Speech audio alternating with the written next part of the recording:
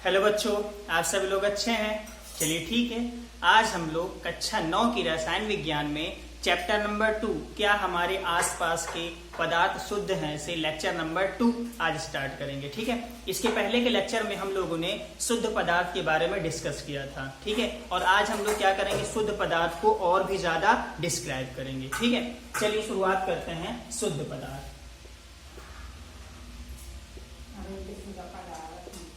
शुद्ध पदार्थ को हम लोगों ने इसके पहले की वीडियो में बताया था कि शुद्ध पदार्थ वे पदार्थ होते हैं जिनमें उपस्थित कंपोनेंट के जो केमिकल प्रॉपर्टी होती है वो क्या होती है, एक समान होती है। ठीक है, मतलब उनके जो कंपोनेंट होते हैं उनके जो रासायनिक गुण होते हैं वो एक समान होते हैं। जैसे कि एग्जांपल के तौर पे हम लोगों ने लिखा था ऑक्सीजन, ये हवा जो होगी वो क्या है, कैसी होगी, शुद्ध हवा होगी।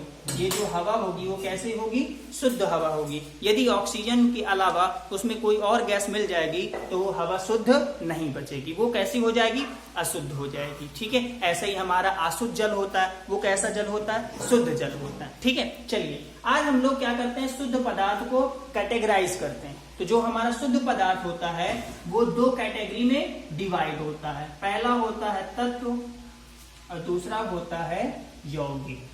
ठीक, पहला क्या होता है, तत्व, और दूसरा क्या होता है, यौगिक। तो सबसे पहले हम लोग जान लेते हैं आखिर ये तत्व होते क्या हैं। ठीक है, तत्व होते क्या हैं, जब समान प्रकार के परमाणु आपस में मिलते हैं तो तत्व का निर्माण करते हैं। मतलब क्या, जब समान प्रकार के परमाणु क्या करते हैं, आपस में मिलते हैं या आपस में मिलकर तत्व का निर्माण करते हैं। मैं जब को हटाकर यहां पर अगर एक कर दूं तो ज्यादा अच्छे से सेंटेंस बन जाएगा। एक समान प्रकार के परमाणु आपस में मिलकर तत्व का निर्माण करते हैं। ये बात हो गई हमारे तत्व या एलिमेंट की। ठीक है, इसके एग्जांपल के तौर पे हम लोग देख लेते हैं। जैसे हमारा हाइड्रोजन हो गया, आयरन हो गया, गोल्ड हो गया, सिल्वर हो गया, ये सारे के सारे हमारे क्या हैं, तत्व हैं। क्यों, क्योंकि इन सभी में सिर्फ और सिर्फ एयू जो एलिमेंट है इसमें केवल और केवल एयू के ही परमाणु उपस्थित होंगे। ऐसा ही एजी अगर एलिमेंट की बात करूं, तत्व की बात करूं, तो इसमें सिर्फ और सिर्फ एजी के ही परमाणु उपस्थित होंगे। इस वजह से तत्व क्या होते हैं, शुद्ध होते हैं। बात समझ में। ऐसे अब हम बात करते हैं यौगिक की। ठीक है, यौगिक वे शुद्ध पदार्थ होते हैं जिनमें वे शुद्ध पदार्थ जिनमें एक से अधिक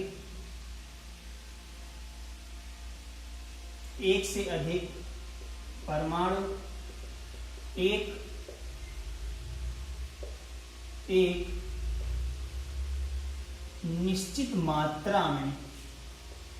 एक निश्चित मात्रा में उपस्थित होते हैं। बात समझ में आई।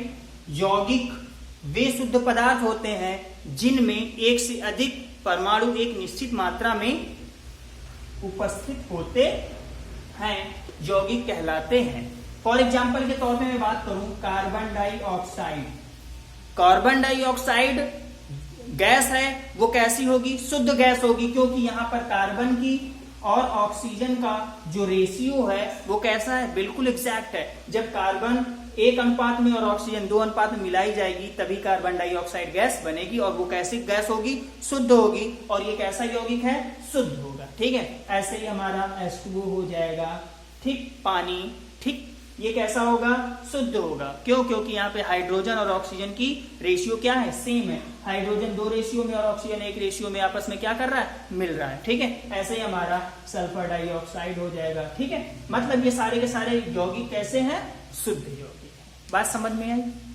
ठीक है। अब आगे हम लोग पढ़ते हैं जो हमारे तत्व होते हैं इनको क्या किया गया है, आगे चल करके 3 और सब कैटेगरीज में डिवाइड कर दिया गया। चलिए हम लोग इस पे डिस्कस करते हैं। जो हमारे तत्व समझ में आया, जब एक समान प्रकार के परमाणु आपस में मिलते हैं तो तत्वों का निर्माण करते हैं। ठीक है, चलिए अब हम लोग क्या करते हैं, तत्व को सब कैटेगरीज में डिवाइड करते हैं। तो तत्व हमारे कितने प्रकार के होते हैं, 3 प्रकार के होते हैं। कौन कौन से, पहला होता है हमारा धातु। जो हमारा तत्व है वो क्या होता है, धातु होता है, अधातु होता है और क्या होता है, उपधातु होता है। ठीक है, जिसमें आज हम लोग चर्चा करेंगे धातु। ठीक है, धातु क्या होते हैं, धातु वे पदार्थ होते हैं जिनमें धात्विक चमक पाई जाती है। मतलब वे धातु होंगे जिनमें क्या पाई जाएगी, धात्विक चमक होगी। धात्विक चमक का मतलब क्या है, यदि उनको काट दिया जाएगा तो उसमें से चमक आएगी। ठीक है, जैसे आप लोगों ने लोहा देखा हो, लोहे की सरिया है, आप उसको काटेंगे तो उसमें क्या होती है, चमक आती है ना। ठीक है, धात्विक चमक होती है तो धातु होंगे। और उसके बाद ये क्या होते हैं, आघात वर्धनीय होते हैं। क्या होते हैं, आघात वर्धनीय होते हैं। क्या होते हैं, आघात वर्धनीय का मतलब क्या होता है, यदि हम इनको पीटेंगे तो क्या होते हैं, ये पतली चादर के रूप में फैलते चले जाते हैं। ठीक है, कैसे होते हैं, आघात वर्धनीय होते हैं। उसके बाद ये क्या होते हैं, अत्यधिक तन्य होते हैं।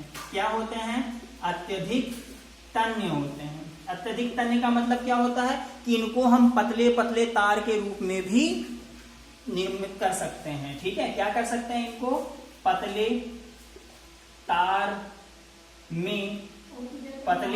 में परिवर्तित कर सकते हैं। ठीक, ये क्या होता है, तन्यता प्रदर्शित करती है। उसके बाद क्या होता है, ये क्या होते हैं, ऊष्मा।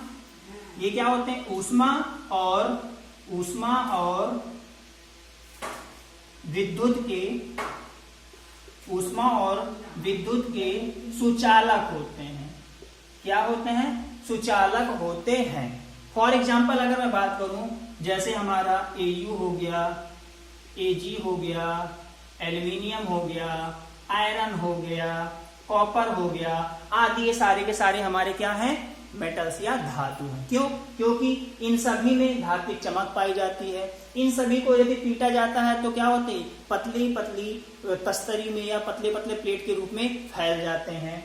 यदि इनमें हम क्या करते हैं, मशीन में लगाकर खींचते हैं तो पतली तार के रूप में ये परिवर्तित हो सकते हैं। और इनमें करंट पास कराने पर एक स्थान से दूसरे स्थान पे आसानी से करंट पास हो जाता है। अगर हम बात करें इनको आग में मतलब आंच में लगाने पर क्या होता है इनमें, कि ये ऊष्मा के भी चालक होते हैं। इस वजह से ये सारे के सारे क्या हैं, हमारे धातु।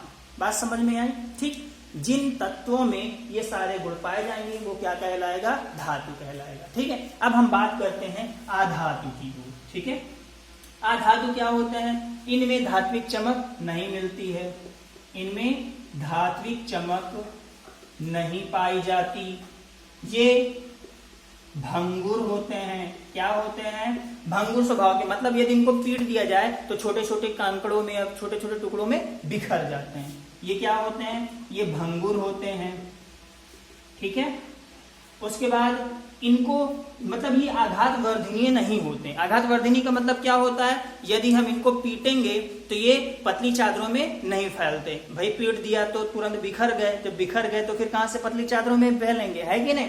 उसके साथ ये ऊष्मा और विद्युत के क्या होते हैं, कुचालक होते हैं। ऊष्मा और विद्युत के क्या होते हैं, कुचालक होते हैं। इसमें एक अपवाद है, क्या है, ग्रेफाइट। क्या होता है, ग्रेफाइट। ग्रेफाइट एक ऐसा धातु है जिसमें विद्युत धारा प्रवाहित हो सकती है। बात समझ में आई। ग्रेफाइट एक ऐसा धातु है जिसमें विद्युत धारा प्रवाहित हो सकती है, बाकी सभी अधातुओं में विद्युत धारा प्रवाहित नहीं होगी। इसके लिए एग्जांपल क्या है, कार्बन हो गया, है ना, हमारे ऑक्सीजन हो गए। मतलब जितने भी गैसें होती हैं वो लगभग किसमें आती हैं, अधातु में ही आती हैं। ठीक, बात समझ में। कार्बन हो गया, ऑक्सीजन हो गया, हीलियम हो गया, है ना, वगैरह वगैरह। अब हम बात करते हैं उपधातु के बारे में। ठीक है, चलिए उपधातु के बारे में पढ़ते हैं। तो उपधातु भैया वे यौगिक होते हैं जिनमें धातु और अधातु दोनों के गुण उपस्थित होते हैं। मतलब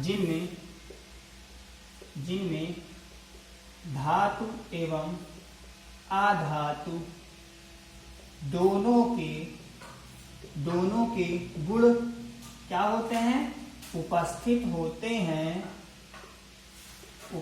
होते हैं, उपधातु कहलाते हैं। क्या कहलाते हैं, उपधातु कहलाते हैं।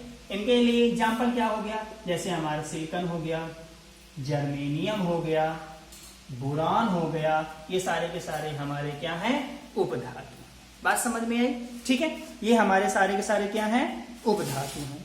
अब हम लोग क्या करते हैं, अब नेक्स्ट टॉपिक में मिलेंगे, जिसपे हम लोग डिस्कस करेंगे आगे चल करके लेक्चर नंबर 3 पे। ठीक भैया, चलिए मिलते हैं नेक्स्ट वीडियो में।